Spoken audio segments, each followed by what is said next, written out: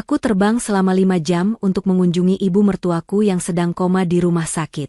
Sementara suamiku tidak peduli dengan keadaan ibu kandungnya. Dia malah kencan bersama gundiknya menggunakan mobil mewah hadiah dariku. Aku hanya diam menyusun sebuah rencana. Lalu menelepon polisi dan membuat laporan ke kantor polisi bahwa mobil mewahku telah hilang dicuri. 2 hari kemudian setelah laporan itu dibuat, suamiku datang menemuiku di rumah sakit. Dia berlutut memohon padaku. Setelah mengetahui kalau aku. Sebelum ceritanya dimulai, silahkan tulis di kolom komentar dari daerah mana saja teman-teman yang menonton cerita ini. Jangan lupa like dan subscribe agar channel ini bisa semakin berkembang dan bisa mempersembahkan cerita yang lebih menarik lagi. Suara deru mesin pesawat yang berdengung konstan selama 5 jam terakhir terasa seperti teror bagi telinga Sania. Dia duduk tegak di kursi dekat jendela, menatap hamparan awan putih yang perlahan mulai terpecah menampakkan daratan di bawah sana. Tangan kanannya meremas erat sabuk pengaman, sementara tangan kirinya memegang tasbih digital yang terus ia tekan tanpa henti. Bibirnya tidak berhenti melafalkan doa-doa keselamatan, namun hatinya didera kecemasan yang luar biasa. Pikirannya tidak berada di dalam kabin pesawat kelas bisnis yang nyaman ini, melainkan melayang jauh ke sebuah ruang rawat intensif di rumah sakit pusat kota tempat ibu mertuanya, Ibu Aminah, sedang berjuang antara hidup dan mati. Kabar itu datang begitu mendadak pagi ini, bagaikan petir di siang bolong yang menghanguskan ketenangan Sania. Ibu Aminah ditemukan tidak sadarkan diri di kamar mandi oleh asisten rumah tangga, dan dokter mendiagnosis adanya pendarahan otak yang serius. Sania menarik napas panjang, mencoba menekan rasa mual yang timbul akibat turbulensi ringan saat pesawat mulai menurunkan ketinggian. Rasa sesak di dadanya bukan hanya karena tekanan udara kabin, melainkan karena rasa kecewa yang mendalam terhadap suaminya, Bayu. Sebelum naik ke pesawat, Sania sudah mencoba menghubungi Bayu puluhan kali. Panggilan telepon itu tidak satupun yang tersambung. Hanya suara operator yang dingin yang menjawab kecemasannya. Pesan singkat yang ia kirimkan hanya bertanda centang 1 atau 2 tanpa balasan. Bayu hanya mengirimkan 1 pesan singkat beberapa jam lalu yang mengatakan bahwa dia sedang sangat sibuk dengan rapat proyek besar dan tidak bisa diganggu. Bayu bahkan menyuruh Sania untuk berangkat sendirian mengurus ibunya dengan alasan dia akan menyusul jika pekerjaan kantornya sudah selesai. Alasan itu terdengar masuk akal bagi orang lain. Tetapi bagi Sania, itu terdengar seperti sayatan pisau di hati. Bagaimana bisa seorang anak kandung lebih memprioritaskan tumpukan kertas pekerjaan dibandingkan nyawa ibunya sendiri yang sedang di ujung tanduk? Ingatan Sania melayang mundur ke kejadian 1 minggu yang lalu. Saat itu adalah hari ulang tahun Bayu. Sania, dengan segala cinta dan ketulusan seorang istri yang memiliki kemampuan finansial lebih dari cukup, memberikan kejutan berupa sebuah mobil SUV mewah keluaran terbaru. Mobil itu bukan sekadar alat transportasi, melainkan simbol dukungan Sania terhadap kesuksesan suaminya. Sania ingat betul bagaimana mata Bayu berbinar saat melihat kunci mobil itu. Bayu memeluknya erat, mengucapkan kata-kata manis, dan berjanji akan menjadi suami yang lebih baik serta pekerja keras demi masa depan mereka. Sania merasa bahagia saat itu, merasa bahwa hartanya bermanfaat untuk membahagiakan orang yang ia cintai. Namun, di ketinggian 30.000 kaki ini, ingatan tentang senyum Bayu saat menerima mobil itu justru terasa hambar. Ada sesuatu yang salah. Firasat seorang istri jarang sekali meleset, dan firasat itu kini menjalar liar di kepala Sania, berteriak bahwa ketidakhadiran Bayu di momen kritis ini bukan sekadar masalah pekerjaan. Pesawat akhirnya mendarat dengan mulus di landasan pacu. Ban pesawat berdecit menyentuh aspal, seolah membangunkan Sania dari lamunan panjangnya. Lampu tanda kenakan sabuk pengaman dipadamkan, dan suara pramugari mempersilakan penumpang untuk mengaktifkan telepon genggam terdengar. Sania adalah orang pertama yang menyalakan ponselnya. Layar menyala, menampilkan logo operator seluler yang mencari sinyal. Begitu sinyal terhubung, rentetan notifikasi masuk secara bersamaan. Ada pesan dari dokter, ada pesan dari asisten rumah tangga, namun tidak ada satupun pesan baru dari Bayu. Sania menghela napas kasar, menahan air mata yang sudah menggenang di pelupuk matanya. Ia tidak boleh menangis sekarang. Ia harus kuat demi Ibu Aminah. Sania membuka aplikasi pesan instan, mencoba menelepon Bayu sekali lagi. Hasilnya tetap nihil. Panggilan itu dialihkan. Kemarahan mulai merayap naik menggantikan rasa sedih. Sania kemudian teringat pada fitur keamanan yang ia pasang di mobil baru Bayu. Mobil SUV mewah itu dilengkapi dengan sistem pelacak GPS canggih yang terhubung langsung ke ponsel Sania sebagai pemilik sah kendaraan tersebut. Awalnya, Sania memasang aplikasi itu untuk memantau jadwal servis dan keamanan jika terjadi pencurian, bukan untuk memata-matai suaminya.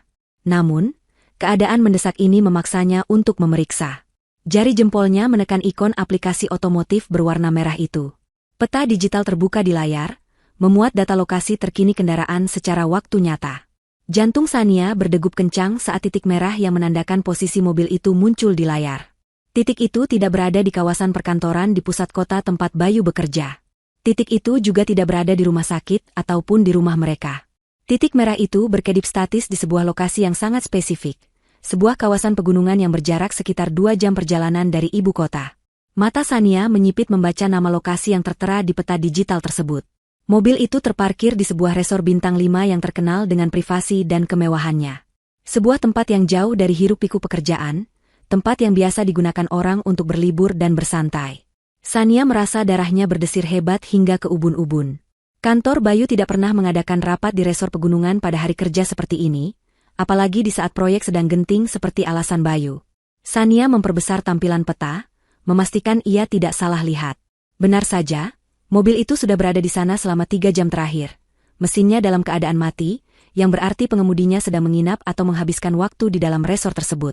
Logika Sania bekerja cepat menyusun kepingan teka-teki. Bayu tidak bisa dihubungi, Bayu beralasan sibuk rapat, dan mobil barunya ada di tempat liburan romantis. Sania bangkit dari kursinya dengan gerakan kaku. Kakinya terasa lemas, namun ia memaksakan diri untuk berjalan keluar dari pesawat. Langkahnya gontai menyusuri Garbarata menuju terminal kedatangan.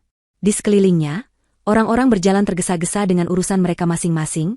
Tidak ada yang tahu bahwa wanita berhijab yang berjalan tenang itu sedang menahan ledakan emosi yang dahsyat. Sania merasa dikhianati dengan cara yang paling keji. Di saat ibunya, wanita yang melahirkan Bayu, sedang berjuang melawan maut, Bayu justru bersenang-senang di atas penderitaan keluarganya.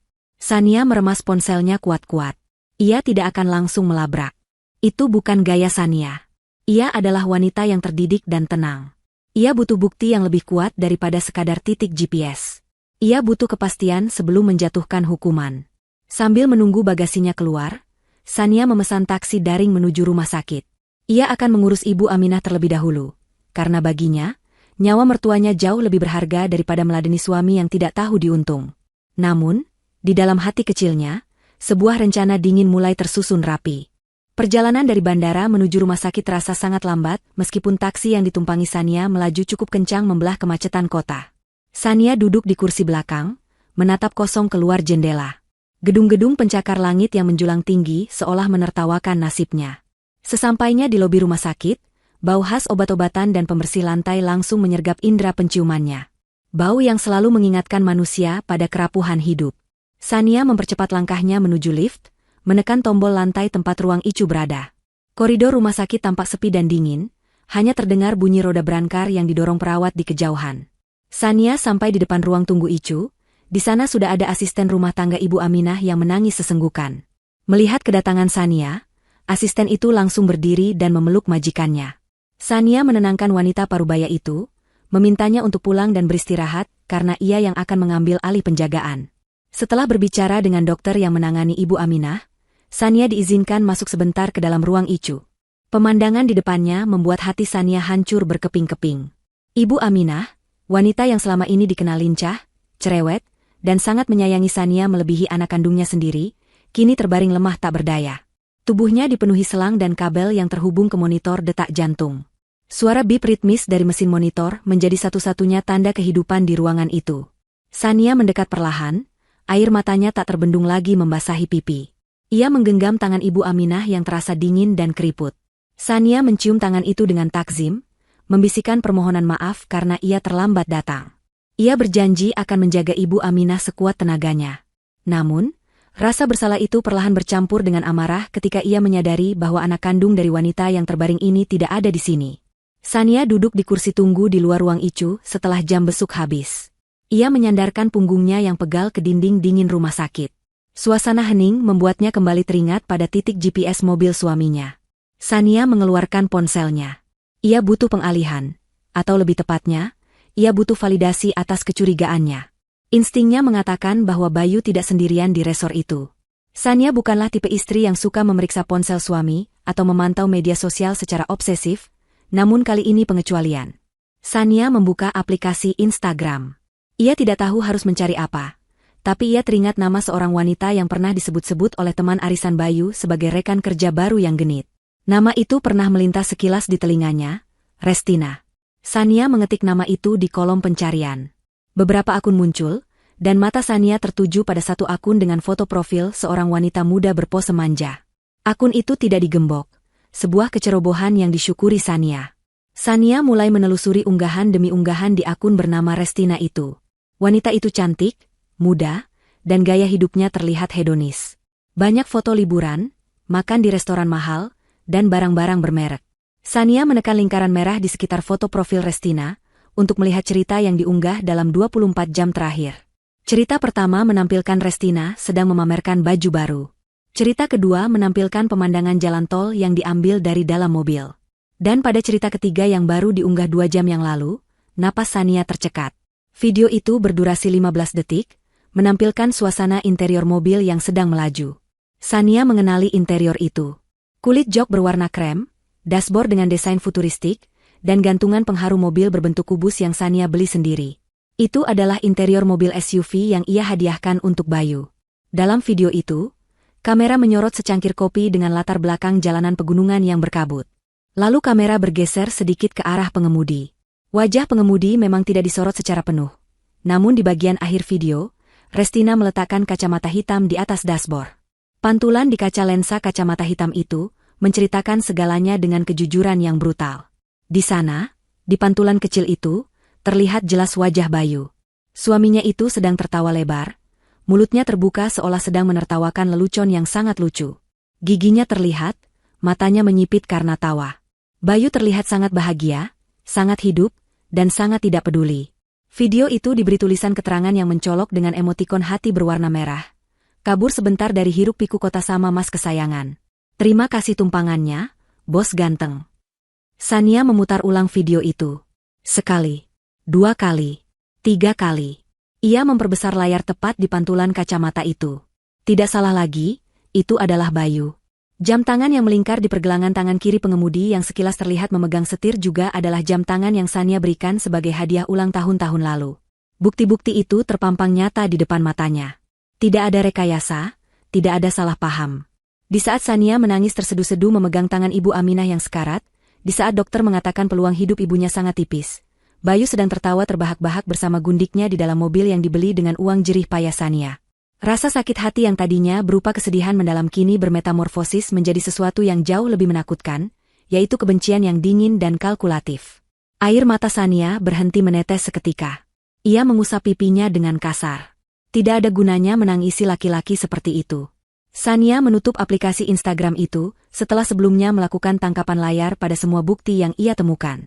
Ia menyimpan foto-foto dan video itu di dalam folder tersembunyi yang terkunci sandi.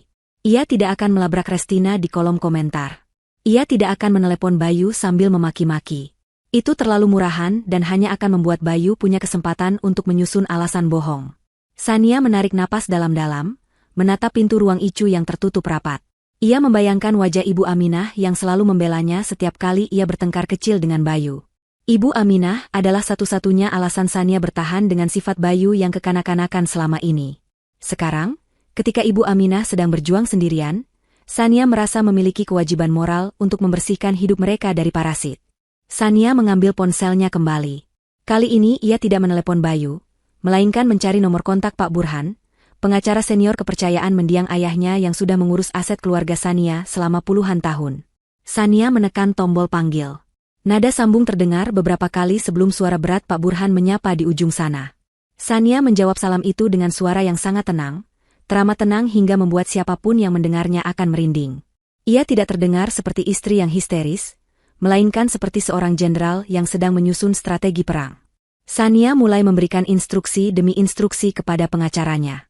Ia meminta audit aset, pemblokiran akses keuangan, dan persiapan dokumen hukum. Sania sadar, cinta mungkin bisa hilang dalam sekejap karena pengkhianatan, tetapi hukum dan kekuasaan finansial adalah senjata yang abadi jika digunakan dengan benar. Dan hari ini, Sania memutuskan untuk menggunakan senjata itu sepenuhnya. Ponsel di genggaman Sania bergetar panjang, memecahkan keheningan koridor rumah sakit yang mencekam. Nama Bayu terpampang jelas di layar ponsel itu, sebuah nama yang dulunya selalu membuat hati Sania berdesir penuh cinta, namun kini hanya menyisakan rasa perih yang tak terperi.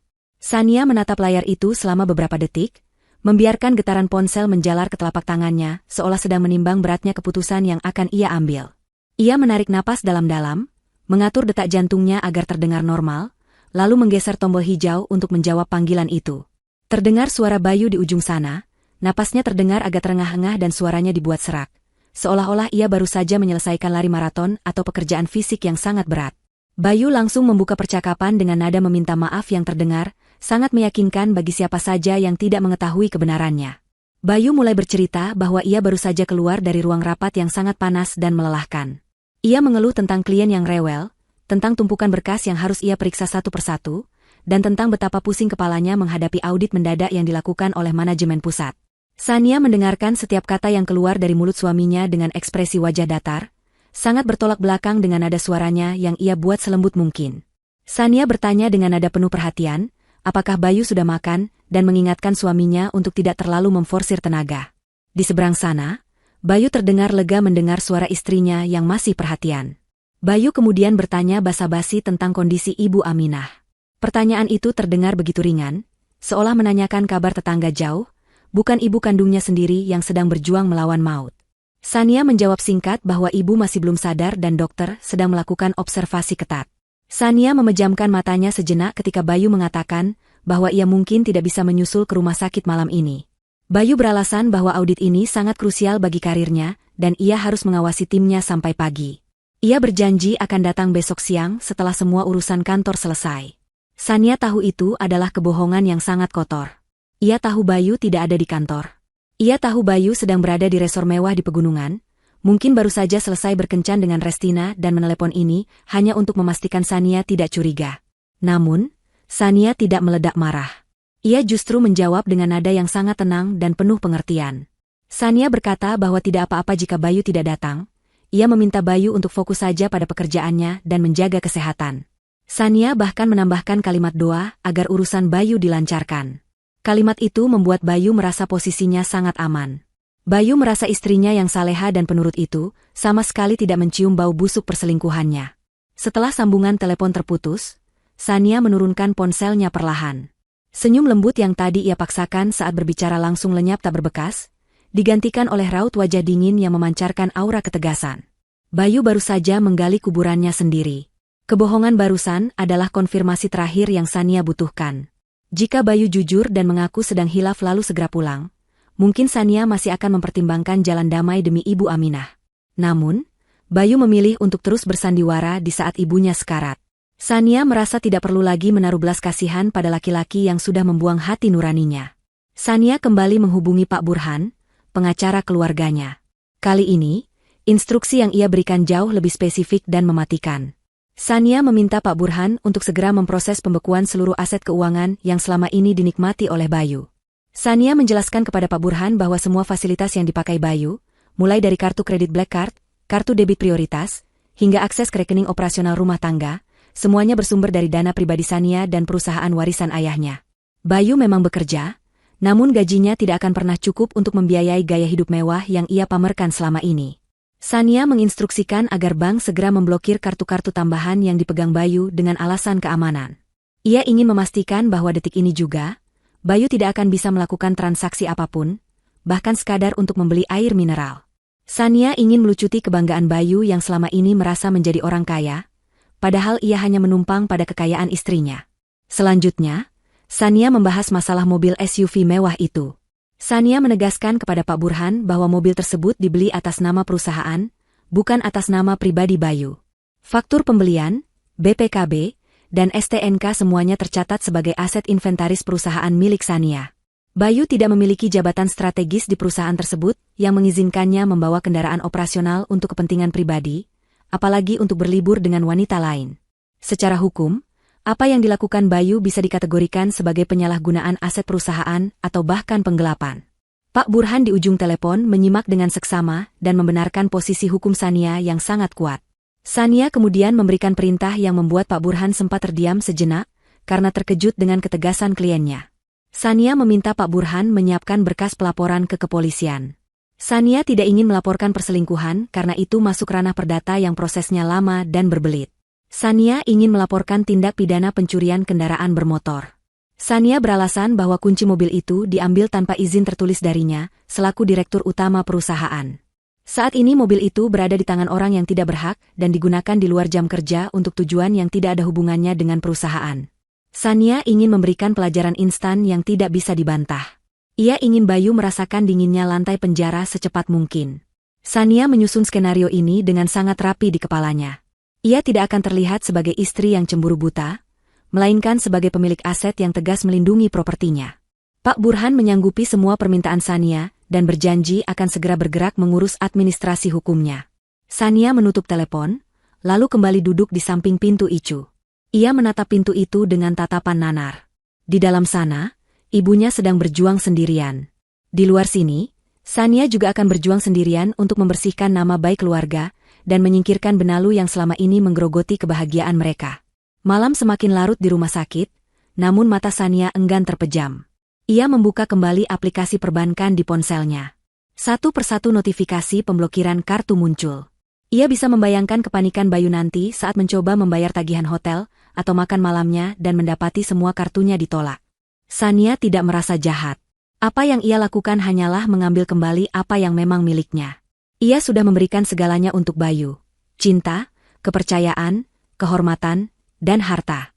Namun Bayu membalasnya dengan pengkhianatan di waktu yang paling krusial.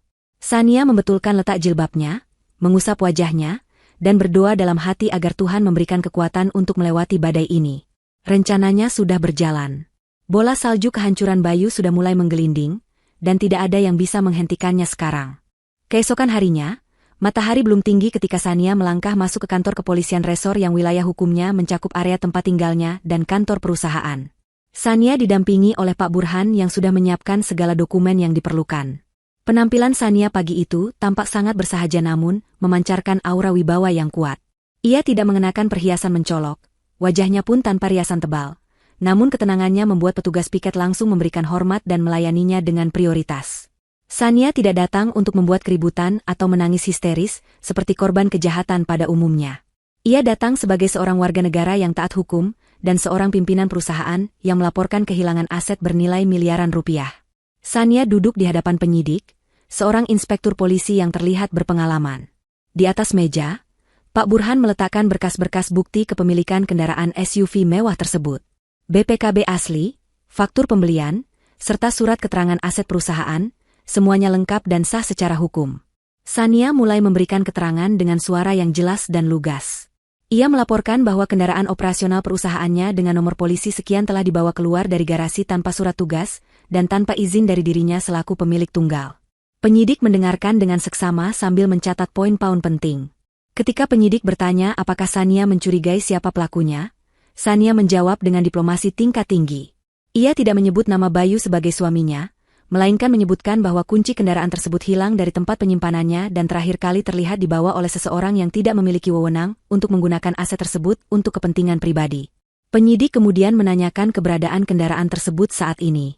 Sania dengan tenang membuka ponselnya dan menunjukkan aplikasi pelacak GPS yang masih aktif.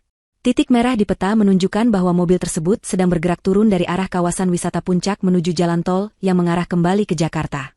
Penyidik melihat layar ponsel itu dan mengangguk paham. Bukti elektronik ini sangat valid dan memudahkan kerja kepolisian. Karena nilai aset yang dilaporkan sangat tinggi dan posisinya terpantau jelas bergerak di jalan raya, kasus ini langsung mendapatkan atensi untuk penindakan segera. Polisi tidak ingin mengambil risiko kendaraan tersebut dibawa kabur lebih jauh atau dipindah tangankan kepada penadah. Sania menandatangani berita acara pemeriksaan dengan tangan yang mantap. Tidak ada keraguan sedikitpun dalam goresan tintanya. Ia tahu konsekuensi dari tanda tangan ini.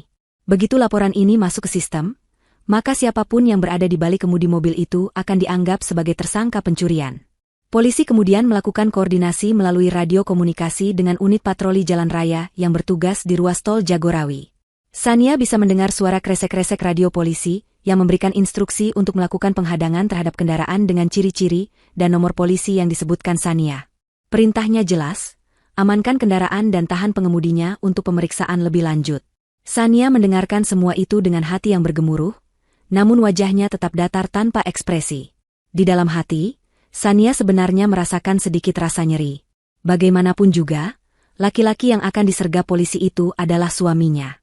Namun, rasa nyeri itu segera tertutup oleh bayangan wajah Ibu Aminah yang terbaring koma dan video tawa Bayu bersama Restina. Sania mengingatkan dirinya sendiri bahwa ini bukan kejam, melainkan tegas. Bayu perlu diberi pelajaran bahwa setiap tindakan memiliki konsekuensi. Selama ini Bayu selalu berlindung di ketiak Sania, merasa aman melakukan kesalahan karena yakin Sania akan selalu membereskannya. Kali ini, Sania ingin Bayu belajar bertanggung jawab sebagai laki-laki dewasa, meskipun cara belajarnya harus melalui jeruji besi. Sania juga menyadari bahwa dengan melaporkan ini sebagai kasus pencurian, ia memegang kendali penuh. Ia bisa mencabut laporan kapan saja jika ia mau, atau membiarkannya berlanjut hingga ke pengadilan. Kendali itu kini ada di tangannya, bukan di tangan Bayu. Setelah proses pelaporan selesai, penyidik berjanji akan memberikan kabar secepatnya begitu unit di lapangan berhasil mengamankan target. Sania mengucapkan terima kasih dengan sopan. Sebelum meninggalkan ruangan penyidik, Sania sempat bertanya satu hal. Ia bertanya apakah pengemudi yang tertangkap nanti bisa langsung ditahan. Penyidik menjelaskan bahwa karena ini adalah delik aduan pencurian dengan barang bukti yang tertangkap tangan, maka tersangka bisa langsung diamankan 1x24 jam untuk pemeriksaan awal. Jawaban itu sudah cukup bagi Sania. Ia ingin Bayu merasakan satu malam saja tanpa kemewahan, satu malam di mana ia tidak bisa mengandalkan siapa-siapa. Sania ingin meruntuhkan ego suaminya sampai ke titik terendah. Sania berjalan keluar dari kantor polisi menuju mobilnya yang lain. Langit di luar tampak cerah, kontras dengan badai yang sedang ia ciptakan untuk suaminya. Pak Burhan di sampingnya hanya diam, menghormati suasana hati kliennya. Pak Burhan tahu bahwa Sania adalah wanita yang sangat sabar. Namun orang sabar yang sudah habis kesabarannya adalah orang yang paling menakutkan. Sania meminta Pak Burhan untuk mengantarnya kembali ke rumah sakit. Ia ingin berada di samping Ibu Aminah saat kabar penangkapan itu nanti sampai ke telinganya. Ia ingin memastikan bahwa fokus utamanya tetaplah kesembuhan ibunya, sementara urusan Bayu biar diselesaikan oleh aparat hukum yang bekerja atas perintahnya. Di perjalanan kembali ke rumah sakit, Sania membayangkan skenario yang akan terjadi beberapa jam lagi. Bayu yang sedang menyetir dengan santai, mungkin masih tertawa-tawa dengan selingkuhannya, tiba-tiba dikepung oleh mobil patroli. Sania bisa membayangkan kepanikan di wajah Bayu. Bayu pasti akan berteriak mengaku sebagai suami pemilik mobil, tapi polisi hanya bekerja berdasarkan data laporan. Di data polisi, mobil itu statusnya curian.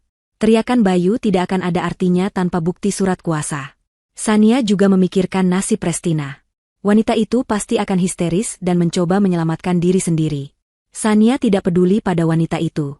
Bagi Sania, Restina hanyalah peran pembantu yang tidak penting dalam drama kehancuran Bayu. Target utamanya adalah menyadarkan suaminya, atau lebih tepatnya, menghancurkan kesombongan suaminya. Sesampainya di rumah sakit, Sania kembali duduk di kursi tunggu yang sama. Ia kembali memegang tasbih digitalnya, berzikir memohon ampunan dan kekuatan.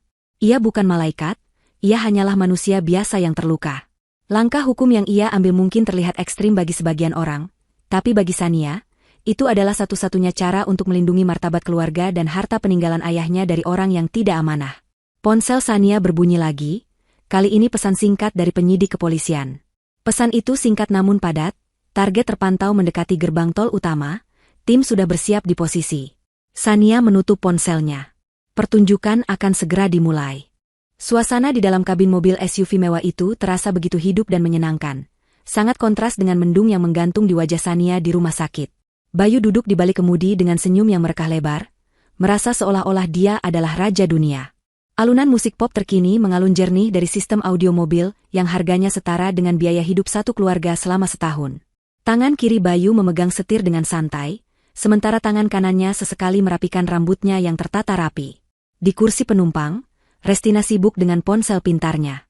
Wanita muda itu memiringkan kepala ke kiri dan ke kanan, mencari sudut pencahayaan terbaik untuk swafoto terbarunya. Restina tertawa kecil saat melihat hasil fotonya yang sempurna, lalu segera mengunggahnya ke media sosial dengan keterangan foto yang memancing rasa iri para pengikutnya. Bayu melirik sekilas ke arah Restina dan merasa bangga. Ia merasa hebat bisa menaklukkan hati wanita muda yang cantik ini, sekaligus merasa pintar karena berhasil membohongi istrinya yang ia anggap terlalu lugu di rumah. Bayu menekan pedal gas sedikit lebih dalam saat mobil mulai memasuki jalan tol yang lengang menuju Jakarta. Mesin mobil menderu halus, memberikan respons tenaga yang instan. Bayu menikmati sensasi kecepatan itu. Dalam kepalanya, ia sudah menyusun rencana selanjutnya. Ia akan mengantar Restina pulang ke apartemennya, lalu ia akan mampir sebentar ke kantor untuk sekadar menampakkan muka agar alibinya terjaga, baru kemudian ia akan pergi ke rumah sakit dengan wajah pura-pura lelah dan sedih. Skenario itu terasa begitu sempurna di kepalanya. Bayu yakin Sania tidak akan pernah curiga. Baginya, Sania adalah istri yang penurut, saleha, dan terlalu sibuk dengan kegiatan amalnya sehingga tidak akan punya waktu untuk menjadi detektif. Keyakinan semu itulah yang membuat Bayu lengah, tidak menyadari bahwa bencana besar sedang mengintainya dari arah belakang. Lamunan indah Bayu seketika buyar ketika suara sirene yang nyaring memekakan telinga terdengar meraung-raung dari arah belakang. Awalnya, Bayu mengira itu hanya rombongan pejabat yang meminta jalan, jadi ia dengan santai meminggirkan mobilnya ke lajur kiri untuk memberi jalan. Namun, sirene itu tidak berlalu. Melalui kaca spion, Bayu melihat sebuah mobil patroli polisi dengan lampu rotar birunya yang menyilaukan menempel ketat di belakang mobilnya. Belum sempat Bayu berpikir jernih, satu mobil patroli lain muncul dari sisi kanan, memepet kendaraannya dan memberikan isyarat tangan agar ia segera menepi dan berhenti. Jantung Bayu mulai berdegup kencang. Ia mencoba mengingat-ingat apakah ia melanggar batas kecepatan atau marka jalan, namun rasanya ia berkendara dengan normal. Kepanikan mulai merambat naik ketika mobil patroli ketiga muncul di depan, memotong lajurnya dan memaksanya untuk melakukan pengereman mendadak di bahu jalan. Mobil SUV mewah itu berhenti dengan sentakan keras, membuat tubuh Restina terdorong ke depan. Restina menjerit kaget, ponselnya terlepas dari genggaman dan jatuh ke lantai mobil. Wajah wanita itu pucat pasi, matanya melotot ketakutan melihat mobil mereka dikepung oleh polisi berseragam lengkap. Bayu mencoba menenangkan Restina dengan suara yang bergetar, mengatakan bahwa ini mungkin hanya pemeriksaan rutin atau salah paham biasa. Bayu mematikan mesin mobil, lalu menurunkan kaca jendela saat seorang petugas polisi berperawakan tegap mengetuk kaca dengan keras. Bayu mencoba memasang wajah berwibawa, wajah yang biasa ia gunakan saat memarahi bawahan di kantor. Ia bertanya dengan nada tinggi tentang apa kesalahan yang telah ia perbuat. Namun, polisi itu tidak menjawab pertanyaannya. Petugas itu justru langsung membuka pintu mobil dari luar dan memerintahkan Bayu untuk keluar dengan nada yang sangat tegas dan tidak bisa dibantah. Bayu merasa tersinggung. Ia berteriak bahwa ia adalah orang penting, bahwa ia adalah suami dari pemilik perusahaan besar, dan mobil ini adalah miliknya. Namun, teriakan Bayu tenggelam oleh suara tegas komandan polisi yang membacakan status kendaraan tersebut. Polisi menyatakan bahwa kendaraan dengan nomor polisi tersebut telah dilaporkan hilang dicuri oleh pemilik sahnya, dan pengemudi yang membawanya saat ini berstatus sebagai tersangka pencurian. Dunia Bayu seakan runtuh mendengar kata pencurian. Ia berusaha menjelaskan bahwa pemilik mobil itu adalah istrinya sendiri, Sania. Ia merogoh saku celananya untuk mengambil dompet dan menunjukkan KTP sebagai bukti identitas, namun polisi tidak peduli. Dalam prosedur kepolisian, laporan resmi pencurian dengan bukti kepemilikan yang sah dari pelapor adalah dasar hukum yang kuat untuk melakukan penahanan. Bayu diseret keluar dari mobil dengan paksa.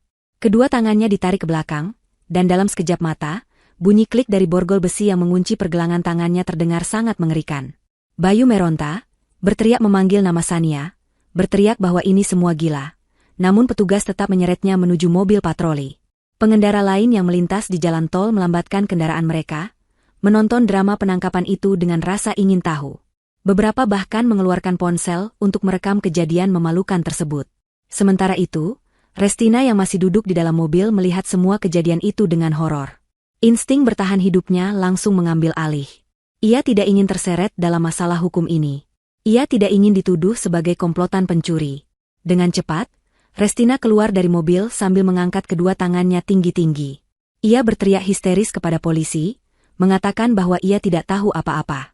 Restina mengaku bahwa ia hanya diajak jalan-jalan dan tidak tahu kalau mobil itu mobil curian.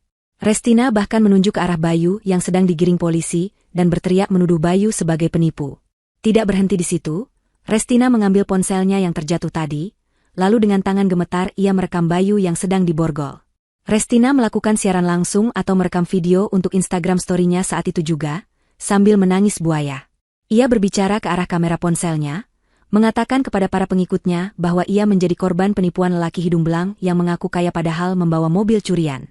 Tindakan Restina ini benar-benar menghancurkan sisa harga diri Bayu. Bayu menatap Restina dengan tatapan tidak percaya. Wanita yang 5 menit lalu memanggilnya, sayang, dan memujinya setinggi langit, kini justru menjadi orang pertama yang melemparkan batu ke arahnya demi menyelamatkan diri sendiri. Video yang direkam Restina itu kelak akan menjadi viral dalam hitungan jam, menyebar ke seluruh penjuru internet, dan menjadi paku terakhir di peti mati reputasi Bayu.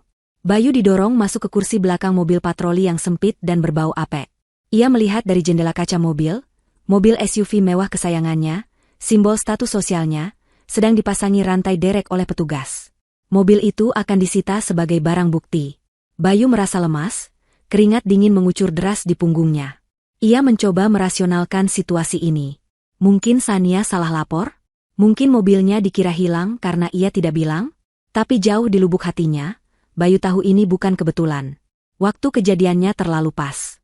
Bayu mulai menyadari bahwa mungkin, hanya mungkin, istrinya yang selama ini diam itu sedang memainkan permainan catur yang mematikan, dan Bayu baru saja kehilangan ratunya. Mobil patroli mulai bergerak, membawa Bayu menjauh dari kemewahan menuju mimpi buruk yang nyata. Aroma lembab yang bercampur dengan bau keringat basi dan pembersih lantai murahan langsung menusuk hidung Bayu begitu ia melangkah masuk ke area sel tahanan di kantor polisi. Tempat itu jauh dari kata nyaman.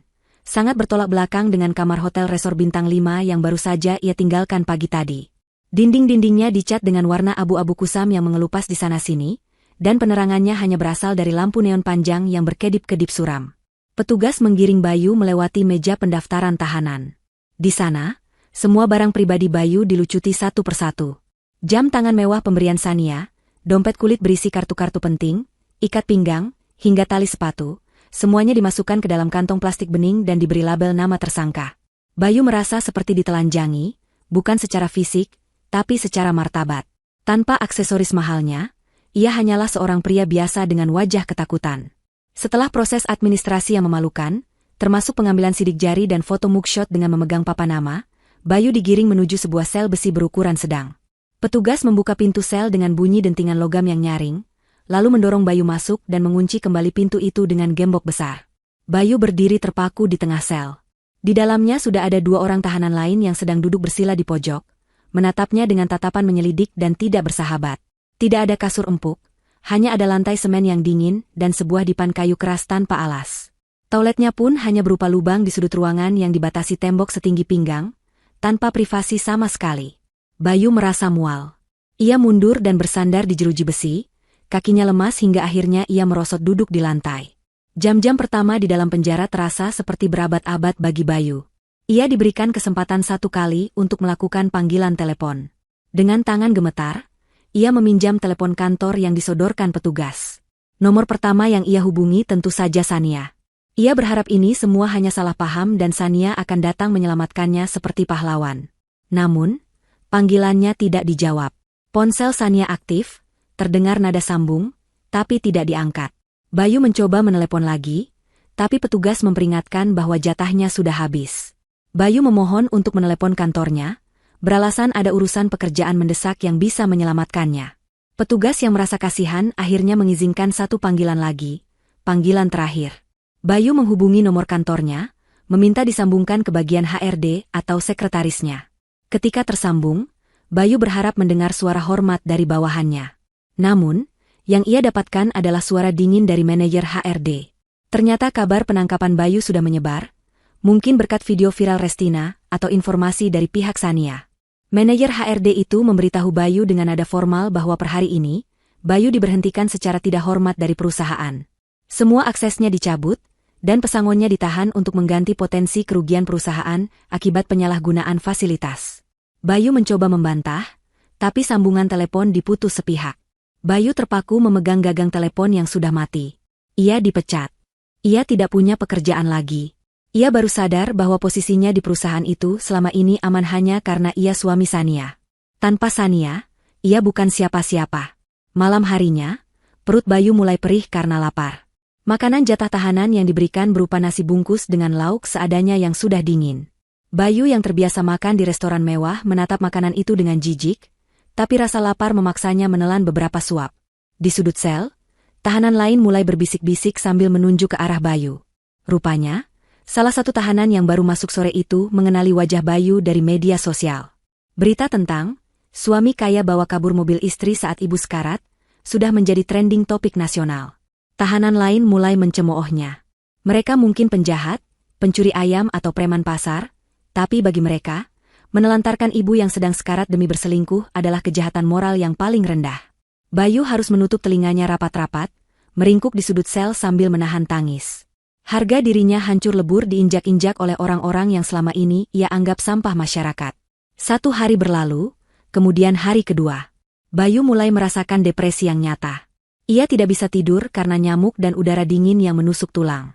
Ia tidak mandi, badannya lengket dan bau. Ia merasa seperti sudah ditinggalkan oleh seluruh dunia. Restina tidak pernah muncul. Bahkan mungkin sekarang sedang sibuk mencuci nama baiknya sendiri di luar sana. Teman-teman nongkrongnya menghilang.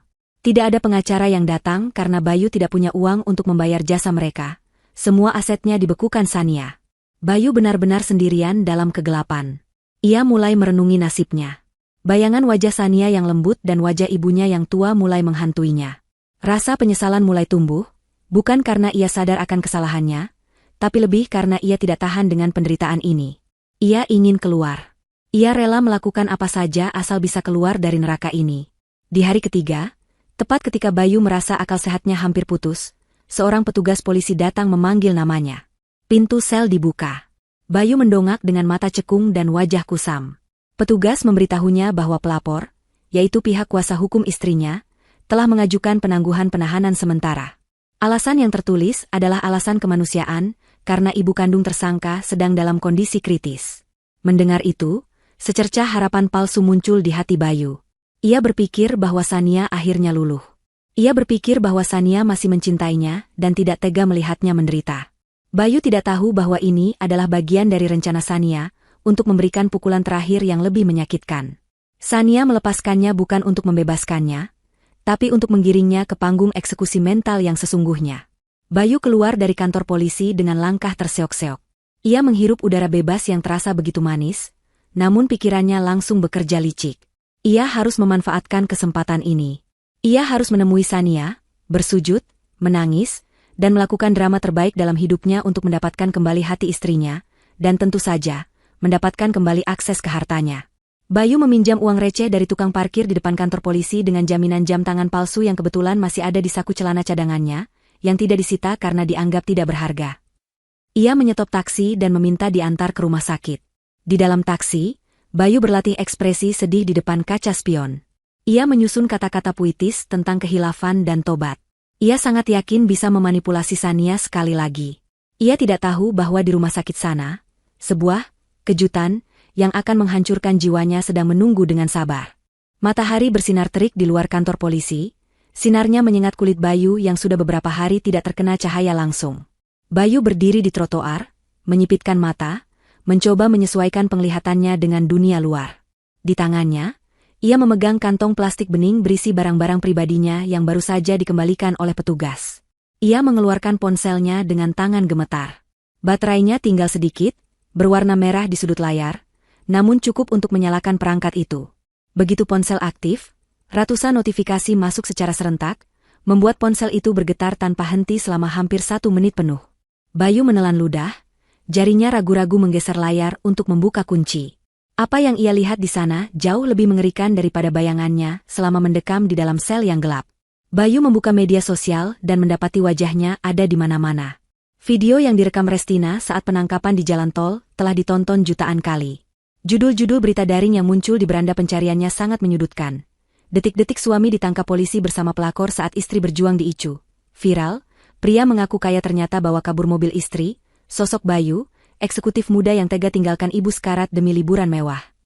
Kolom komentar dipenuhi caci maki. Orang-orang yang sama sekali tidak mengenal Bayu kini, membencinya dengan sepenuh hati. Mereka menguliti kehidupan pribadinya, mencari tahu tempat kerjanya, bahkan ada yang memposting foto masa lalu Bayu sebelum menikah dengan Sania, saat ia masih bukan siapa-siapa. Bayu merasa telanjang di hadapan jutaan mata yang menghakiminya. Ia mencoba menghubungi Restina sekali lagi, berharap wanita itu mau memberikan klarifikasi atau setidaknya meminta maaf. Namun, nomor Restina sudah tidak aktif. Bayu mengecek akun Instagram wanita itu dan mendapati bahwa Restina telah mengunci akunnya, tetapi di biografi profilnya tertulis kalimat baru, korban manipulasi. Wanita harus saling dukung. Stop victim blaming. Bayu mendengus marah. Wanita itu benar-benar licin seperti belut. Restina berhasil memutarbalikan fakta, memosisikan dirinya sebagai korban polos yang ditipu oleh lelaki jahat. Padahal Restina sangat tahu bahwa mobil itu milik Sania sejak awal. Bayu sadar, ia tidak punya sekutu lagi. Ia sendirian menghadapi badai ini. Teman-teman nongkrongnya, rekan-rekan bisnisnya, semua membisu. Beberapa bahkan memblokir kontaknya, takut ikut terseret dalam lumpur kehancuran reputasi Bayu. Bayu menyetop sebuah taksi yang melintas dengan ragu-ragu. Ia tidak memegang uang tunai sepeser pun karena dompetnya kosong melompong. Ia masuk ke dalam taksi dan dengan wajah memelas meminta sopir untuk mengantarnya ke rumah sakit pusat. Ia berjanji akan membayar ongkosnya 2 kali lipat begitu sampai di tujuan, dengan alasan istrinya sedang menunggunya di sana. Sopir taksi itu menatap Bayu dari kaca spion tengah dengan tatapan curiga. Penampilan Bayu sangat kacau. Bajunya kusut dan bernoda, rambutnya berantakan, dan aroma tubuhnya tidak sedap khas orang yang tidak mandi berhari-hari. Namun, sopir itu akhirnya mengangguk setuju. Mungkin karena kasihan atau mungkin karena mengenali wajah Bayu yang sedang viral itu. Sepanjang perjalanan, radio taksi menyiarkan berita siang, dan ironisnya, salah satu topiknya membahas fenomena perselingkuhan yang sedang marak dibicarakan di media sosial. Bayu merasa sindiran itu ditujukan langsung padanya. Di dalam taksi, Bayu mulai menyusun strategi. Ia tahu ia tidak bisa melawan Sania dengan kekerasan atau amarah. Posisinya terlalu lemah. Satu-satunya kartu yang bisa ia mainkan adalah kartu, korban, dan penyesalan. Bayu melatih ekspresi wajahnya di pantulan kaca jendela. Ia mencoba membuat matanya terlihat sayu dan penuh air mata. Ia merangkai kalimat-kalimat manis di kepalanya. Ia akan mengatakan bahwa ia dijebak oleh Restina, bahwa ia diguna-guna, atau bahwa ia sedang mengalami stres berat karena pekerjaan sehingga kehilangan akal sehat sesaat. Ia yakin Sania masih memiliki hati yang lembut. Sania adalah wanita saleha yang diajarkan untuk memaafkan. Bayu akan memanfaatkan kesalehan istrinya itu sebagai senjata untuk menyelamatkan dirinya sendiri. Ia harus meyakinkan Sania untuk mencabut laporan polisi secara permanen, membuka blokir rekeningnya, dan memberinya kesempatan kedua. Sesampainya di lobi rumah sakit, Bayu turun dari taksi dengan langkah terburu-buru. Ia meminta sopir menunggu sebentar di lobi, karena ia harus masuk ke dalam untuk meminta uang pada istrinya. Bayu berjalan melewati pintu kaca otomatis. Suasana rumah sakit yang dingin dan berbau antiseptik langsung menyambutnya. Beberapa perawat yang sedang berjaga di meja resepsionis menoleh ke arahnya. Bisik-bisik segera terdengar. Bayu bisa melihat tatapan jijik dan sinis dari para staf rumah sakit. Mereka pasti sudah tahu siapa dia. Bayu adalah suami yang tidak datang saat ibunya masuk ICU, suami yang malah ditangkap polisi karena berselingkuh. Bayu menundukkan kepalanya dalam-dalam, mencoba menghindari tatapan menghakimi itu. Ia berjalan cepat menuju lift, menekan tombol lantai tempat ruang rawat inap VIP berada, berharap lift itu segera tertutup sebelum ada orang lain yang masuk. Di dalam lift yang sunyi, Bayu melihat pantulan dirinya di dinding logam lift. Ia tampak menyedihkan. Lingkaran hitam di bawah matanya terlihat jelas. Ia mencoba merapikan rambutnya dengan jari, dan membetulkan kerah kemejanya yang lecek. Ia harus terlihat cukup menyedihkan untuk memancing rasa iba, tapi juga cukup rapi untuk menunjukkan bahwa ia masih punya itikat baik. Jantungnya berdegup kencang saat angka di layar lift terus naik. Lantai 5, lantai 6, lantai 7. Setiap deting suara lift terasa seperti hitungan mundur menuju penghakiman. Bayu menarik napas panjang, menghembuskannya perlahan. Kamu bisa, Bayu. Kamu selalu bisa meluluhkan hati Sania. Dia mencintaimu. Dia butuh kamu.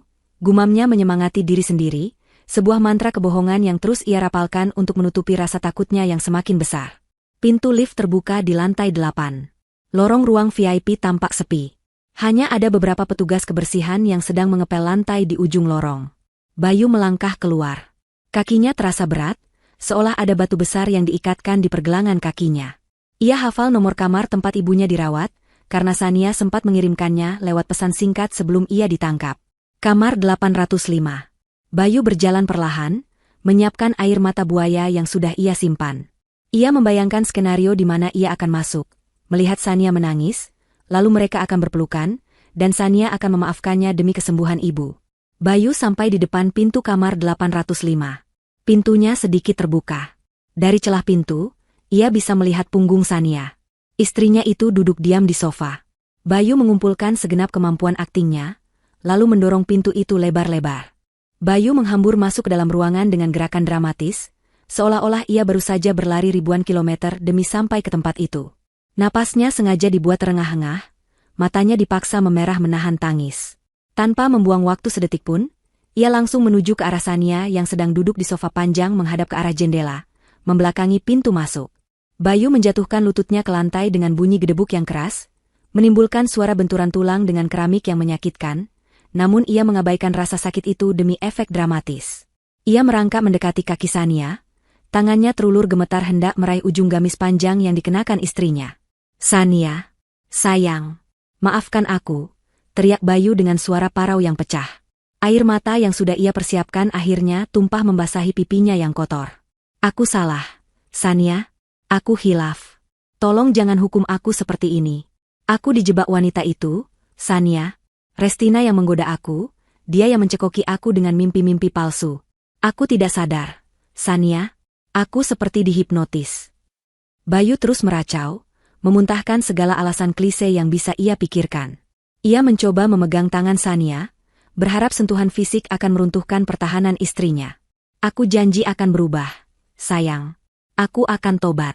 Aku akan sujud di kaki ibu dan minta ampun. Tolong cabut laporannya, tolong buka blokir rekeningku. Aku tidak punya siapa-siapa selain kamu dan ibu." Sania, yang sejak tadi duduk diam tak bergeming, perlahan memutar tubuhnya. Wajahnya terlihat sangat tenang, terlalu tenang untuk seseorang yang sedang menghadapi suami pengkhianat. Tidak ada jejak air mata di pipinya saat ini, hanya ada guratan kelelahan dan kekecewaan yang sudah mengering menjadi ketegasan. Sania menarik kakinya menjauh, menghindari sentuhan tangan Bayu seolah tangan suaminya itu membawa najis atau penyakit menular. Ia menatap Bayu yang bersimpuh di lantai dengan tatapan yang sulit diartikan, campuran antara rasa kasihan dan rasa jijik yang mendalam. Penampilan Bayu yang berantakan dan bau ape penjara yang menguar dari tubuhnya, membuat Sania sedikit memundurkan duduknya. "Berdiri, Mas," ucap Sania dengan nada datar, volumenya rendah namun penuh penekanan. "Tidak ada teriakan, tidak ada makian. Jangan kotori lantai rumah sakit ini dengan drama murahmu. Simpan energimu, karena kamu akan sangat membutuhkannya nanti." Bayu tertegun sejenak mendengar nada suara Sania. Ia mengharapkan kemarahan yang meledak-ledak, karena kemarahan biasanya tanda bahwa masih ada rasa peduli. Namun, ketenangan Sania ini justru membuatnya merinding. Ini adalah ketenangan seseorang yang sudah selesai dengan urusannya, seseorang yang sudah menutup buku. Bayu tetap berlutut, mencoba taktik lain. Ia menangkupkan kedua tangannya di depan dada, memohon seperti pengemis. "Sania, tolonglah, aku suamimu. Apa kamu tidak ingat janji pernikahan kita? Dalam suka dan duka, Sania. Sekarang aku sedang dalam duka, aku butuh kamu. Restina itu penipu, dia hanya mengincar hartaku, maksudku harta kita. Aku baru sadar sekarang bahwa hanya kamu wanita yang tulus mencintaiku. Beri aku satu kesempatan lagi, demi ibu. Ibu pasti sedih melihat kita bertengkar seperti ini." "Di mana ibu? Aku mau minta maaf sama ibu." Bayu celingukan, matanya mencari-cari ke arah tempat tidur pasien yang terhalang oleh tirai penyekat ruangan yang setengah tertutup. Ia ingin menjadikan ibunya sebagai tameng terakhir untuk berlindung dari murka Sania. Sania menghela napas panjang, lalu berdiri dari sofa. Ia berjalan pelan menuju tirai penyekat itu. Langkahnya terdengar lirih di ruangan yang sunyi. "Kamu bilang kamu dijebak? Kamu bilang kamu tidak sadar?" tanya Sania tanpa menoleh ke arah Bayu. "Aku melihat video itu, Mas. Aku melihat tawamu di dalam mobilku. Tawa itu tulus, Mas. Itu bukan tawa orang yang dihipnotis. Itu tawa orang yang merasa menang karena berhasil membodohi istrinya. Kamu menikmati setiap detiknya, kan? Kamu menikmati kopi mahal itu, kamu menikmati pujian wanita itu, sementara aku di sini membacakan Yasin di telinga ibumu yang tidak sadarkan diri. Itu cuma sebentar, Sania. Aku cuma butuh hiburan sedikit karena stres kerja." Bantah Bayu panik, mencoba membela diri namun justru semakin memperburuk posisinya. Sania berbalik badan, menatap tajam tepat ke manik mata Bayu. "Stres kerja? Kamu bahkan tidak ada di kantor hari itu. Dan sekarang, setelah kamu kehilangan segalanya, mobil, uang, jabatan, dan wanita simpananmu, kamu baru datang ke sini merangkak minta maaf. Kamu tidak minta maaf karena kamu menyesal menyakiti aku atau ibu. Kamu minta maaf karena kamu menderita, Mas. Kamu minta maaf karena kamu lapar dan tidak punya uang. Itu bukan tobat, itu modus bertahan hidup." Kata-kata Sania menohok tepat di jantung kebohongan Bayu. Bayu terdiam, mulutnya ternganga tapi tidak ada suara yang keluar. Sania benar. Sania bisa membaca pikirannya dengan sangat akurat. "Tapi sudahlah," lanjut Sania, suaranya kini sedikit bergetar, menahan gejolak emosi yang tertahan di dada. "Aku tidak butuh pengakuanmu. Dan kamu tidak perlu minta maaf padaku. Aku sebagai istri sudah kuserahkan pada Tuhan. Tapi ada satu orang yang sangat menunggu permintaan maafmu, Mas. Orang yang kamu sebut-sebut namanya tadi sebagai alasan untuk kembali padaku. Bayu merasa ada yang aneh. Suasana ruangan itu terlalu hening. Tidak ada bunyi bip-bip ritmis dari monitor detak jantung yang biasanya terdengar di ruang rawat intensif. Tidak ada suara desis mesin ventilator. Hanya ada suara pendingin ruangan yang berdengung halus. Bayu menelan ludah, perasaan tidak enak mulai merayap di punggungnya. Ia menatap tirai yang membatasi pandangannya ke arah tempat tidur. Sania? Ibu mana? Ibu sudah dipindah ke ruang rawat biasa? Ibu sudah sadar, kan? Tanyanya dengan suara gemetar. Harapannya melambung sesaat. Berpikir bahwa jika ibunya sadar, ia bisa membujuk ibunya untuk membelanya di depan Sania. Sania tidak menjawab. Dengan gerakan perlahan, ia menyibakkan tirai itu lebar-lebar. Bayu menahan napas. Pemandangan di depannya membuat darahnya berhenti mengalir seketika. Tempat tidur rumah sakit itu kosong. Spray putihnya sudah diganti baru dan dirapikan dengan sudut-sudut yang presisi, seolah belum pernah ada orang yang tidur di sana. Tidak ada infus, tidak ada mesin, tidak ada ibu. Hanya ada sebuah bantal yang tegak lurus dan selimut yang terlipat rapi di ujung kaki tempat tidur. Ruangan itu kosong. Benar-benar kosong. Ibu.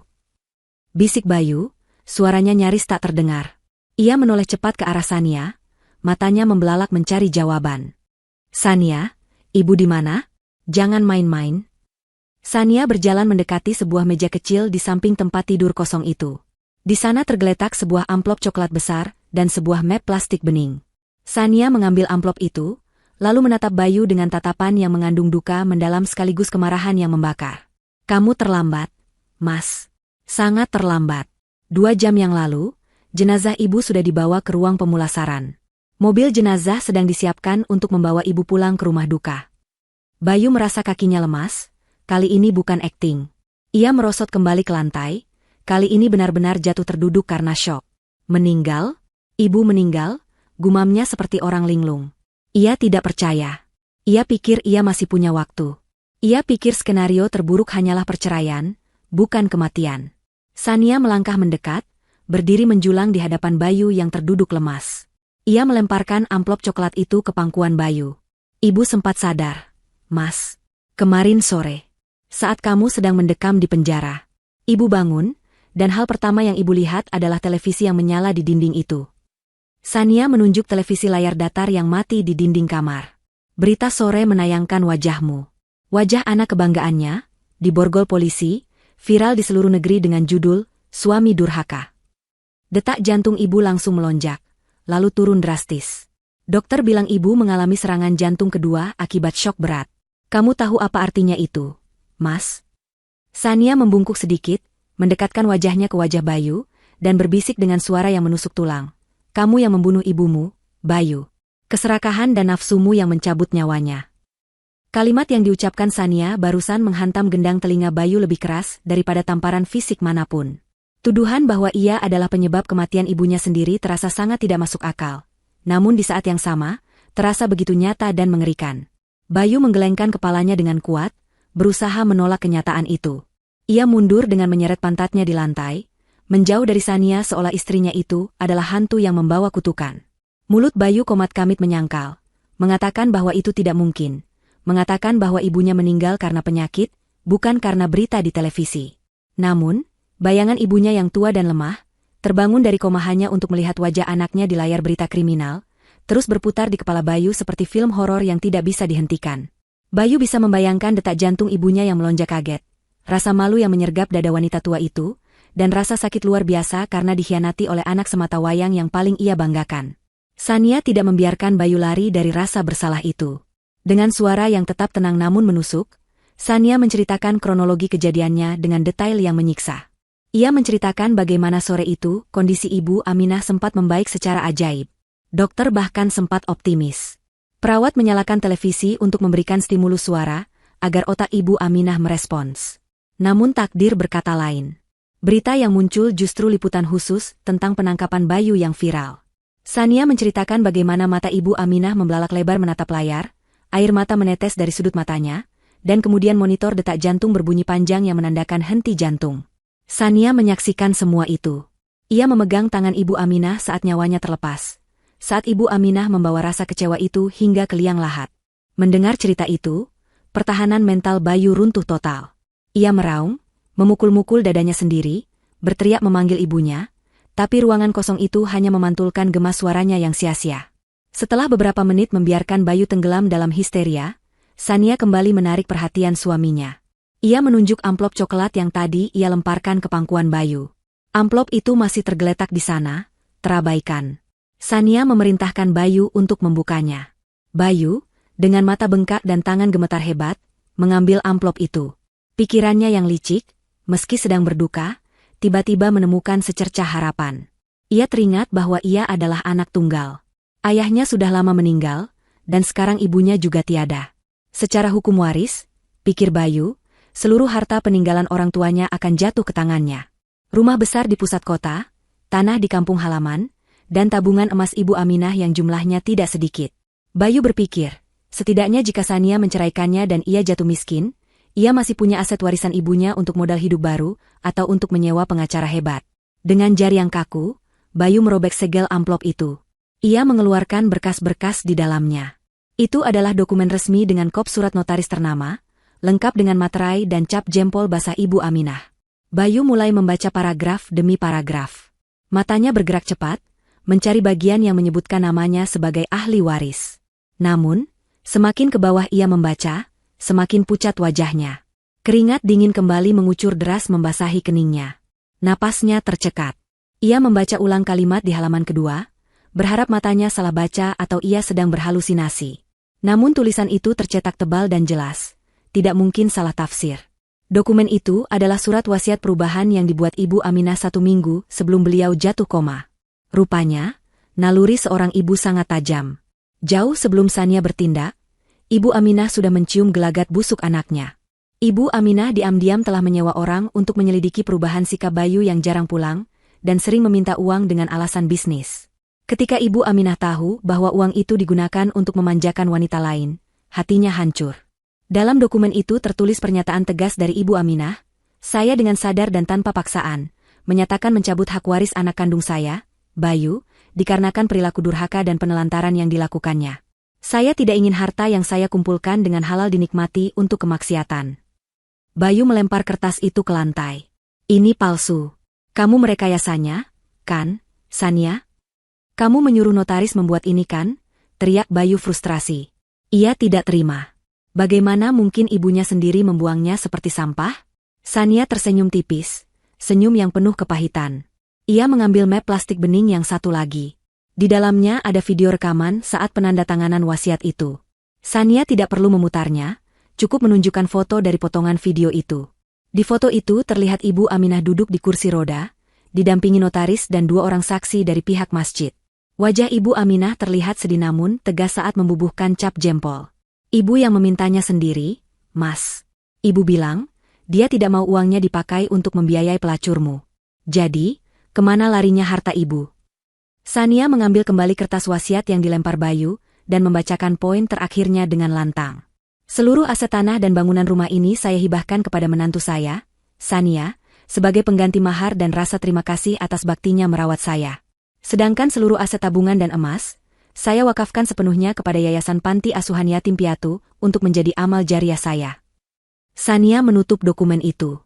"Jadi, Mas Bayu, secara hukum, kamu sekarang tidak memiliki apa-apa. Rumah yang kamu tinggali itu sekarang milikku. Mobilmu sudah disita polisi. Tabunganmu kosong. Dan warisan ibumu sudah menjadi milik anak-anak yatim. Kamu benar-benar nol, kosong." Kenyataan itu menghantam Bayu lebih keras daripada vonis penjara. Ia mendadak merasa sangat kecil. Harapan terakhirnya untuk bangkit telah musnah. Ia tidak punya rumah untuk pulang. Ia tidak punya uang untuk makan. Ia bahkan tidak punya hak untuk menuntut. Bayu menatap Sania dengan pandangan nanar. Ia baru menyadari bahwa wanita di hadapannya ini, yang selama ini ia anggap lemah dan bisa dibodohi, ternyata memiliki kekuatan yang mengerikan. Sania tidak perlu berteriak untuk menghancurkannya. Sania hanya perlu membiarkan Bayu menghancurkan dirinya sendiri dengan keserakahannya, lalu menutup semua pintu keluar. "Sania, tolong." Bayu merintih, suaranya hilang ditelan keputusasaan. "Aku harus bagaimana? Aku tidak punya tempat tinggal. Aku tidak punya siapa-siapa. Izinkan aku tinggal di rumah ibu, setidaknya sampai aku dapat kerja. Tolong, Sania. Bayu kembali mencoba memegang kaki Sania, tapi kali ini Sania melangkah mundur lebih jauh. Rumah itu akan segera kujual dan uangnya akan kusumbangkan juga, karena terlalu banyak kenangan pahit di sana, jawab Sania dingin. Dan soal kamu harus bagaimana, itu bukan urusanku lagi. Kamu laki-laki dewasa, Mas. Belajarlah bertanggung jawab. Sekarang, keluarlah. Aku ingin mengurus jenazah ibu dengan tenang. Jangan sampai jenazah ibu ternoda oleh kehadiran anak durhaka sepertimu. Sania menekan tombol panggil perawat di dinding. Keluar, Mas. Atau aku panggil security untuk menyeretmu seperti sampah, ancam Sania. Bayu terdiam kaku. Ia melihat keseriusan di mata Sania. Tidak ada lagi cinta di sana, tidak ada lagi belas kasihan. Yang tersisa hanya ketegasan hukum dan agama. Bayu menyadari ia telah kalah telak. Dengan langkah gontai seperti mayat hidup, Bayu berbalik arah menuju pintu. Ia meninggalkan ruangan itu dengan tangan kosong dan jiwa yang mati. Di belakangnya, Sania kembali duduk di sofa, mengambil tasbihnya, dan mulai berzikir, sama sekali tidak menoleh lagi pada punggung suaminya yang menghilang di balik pintu. Bayu berjalan menyusuri lorong rumah sakit dengan pandangan kosong. Pikirannya melayang entah kemana. Ia menabrak bahu beberapa pengunjung, tapi ia tidak peduli dan tidak meminta maaf. Ia merasa seperti sedang berjalan dalam mimpi buruk yang tidak berujung. Di kepalanya hanya ada satu pertanyaan yang berulang-ulang. Bagaimana bisa hidupku hancur secepat ini? Minggu lalu aku masih raja, hari ini aku pengemis. Ia sampai di lobi rumah sakit yang ramai. Orang-orang berlalu lalang dengan urusan mereka masing-masing. Beberapa orang menatapnya, berbisik-bisik sambil menunjuk layar ponsel mereka. Rupanya, wajah Bayu masih menjadi topik hangat di media sosial. Bayu ingin berteriak menyuruh mereka diam, tapi suaranya tercekat di tenggorokan. Tepat ketika Bayu hendak melangkah keluar dari pintu otomatis lobi, dua orang pria berbadan tegap dengan pakaian sipil menghalanginya. Bayu berhenti, menatap mereka dengan bingung. Salah satu pria itu menunjukkan lencana kepolisian. Bukan polisi lalu lintas yang menangkapnya di jalan tol kemarin, melainkan reserse dari unit kriminal khusus ekonomi. Jantung Bayu kembali berdegup kencang. Ia pikir urusannya dengan polisi sudah selesai, karena Sania menangguhkan penahanannya. Namun, ia salah besar. Penangguhan penahanan kemarin hanyalah untuk kasus pencurian mobil, dan itu pun hanya taktik Sania agar Bayu datang ke rumah sakit untuk menerima hukuman mentalnya. Sekarang, hukuman pidana yang sebenarnya baru akan dimulai. Saudara Bayu, tanya petugas itu dengan nada formal. Bayu mengangguk lemah. Kami dari Polres Metro, membawa surat perintah penangkapan atas dugaan tindak pidana penggelapan dana perusahaan dan pemalsuan dokumen keuangan. Petugas itu menunjukkan surat berwarna merah. Bayu membacanya sekilas. Laporan itu dibuat oleh tim audit internal perusahaan Sania. Rupanya, selama Bayu bekerja di sana, ia sering memanipulasi laporan biaya operasional, mengambil cashback dari vendor, dan menggunakan uang kantor untuk keperluan pribadi, termasuk membelikan tas-tas mewah untuk Restina. Sania, dengan ketelitiannya, telah mengumpulkan semua bukti transfer dan faktur palsu itu. Total kerugian perusahaan mencapai miliaran rupiah, cukup untuk membuat Bayu membusuk di penjara selama bertahun-tahun. Tapi istri saya, Sania. Bayu mencoba membela diri, tapi kata-katanya tidak masuk akal. Ia sadar Sanialah yang melaporkan ini. Sania benar-benar ingin memiskinkannya dan memenjarakannya sekaligus. Tidak ada ampun. Petugas itu tidak banyak bicara, langsung memegang kedua lengan Bayu dan memborgolnya lagi. Kali ini di depan umum, di lobi rumah sakit yang penuh sesak. Pengunjung rumah sakit yang mengenali Bayu langsung mengeluarkan ponsel. Kilatan lampu kamera menyambar-nyambar wajah Bayu. Ia menunduk dalam-dalam, mencoba menyembunyikan wajahnya, tapi percuma. Aibnya kini menjadi tontonan nasional secara langsung. Saat digiring menuju mobil polisi yang parkir di depan lobi, mata Bayu menangkap tayangan televisi besar yang tergantung di ruang tunggu lobi. Di layar itu, sebuah program infotainment sedang menayangkan wawancara eksklusif. Wajah yang muncul di layar itu sangat familiar. Itu Restina. Wanita itu tampil dengan pakaian tertutup, wajahnya disapu riasan tipis agar terlihat pucat dan sedih. Di bawah namanya tertulis, Restina, korban tipu muslihat suami orang. Bayu berhenti sejenak, memaksa polisi yang memeganginya ikut berhenti. Ia ingin mendengar apa yang dikatakan wanita ular itu. Dari pengeras suara televisi terdengar suara Restina yang terisak pelan. Saya benar-benar tidak tahu kalau Mas Bayu sudah punya istri. Dia bilang dia duda, istrinya sudah meninggal. Dia membohongi saya. Saya hanya wanita polos yang menjadi korban janji manisnya. Saya sangat terpukul dan meminta maaf kepada keluarga besar istri sahnya. Saya juga korban di sini. Bayu mendesis marah. Pembohong. Dia tahu semuanya. Dia yang minta dibelikan mobil itu, teriak Bayu ke arah televisi. Orang-orang di lobi menatapnya dengan jijik. Polisi menarik lengan Bayu dengan kasar, memaksanya masuk ke dalam mobil. Bayu menyadari bahwa Restina telah berhasil menyelamatkan dirinya sendiri dengan menjadikan Bayu sebagai tumbal tunggal.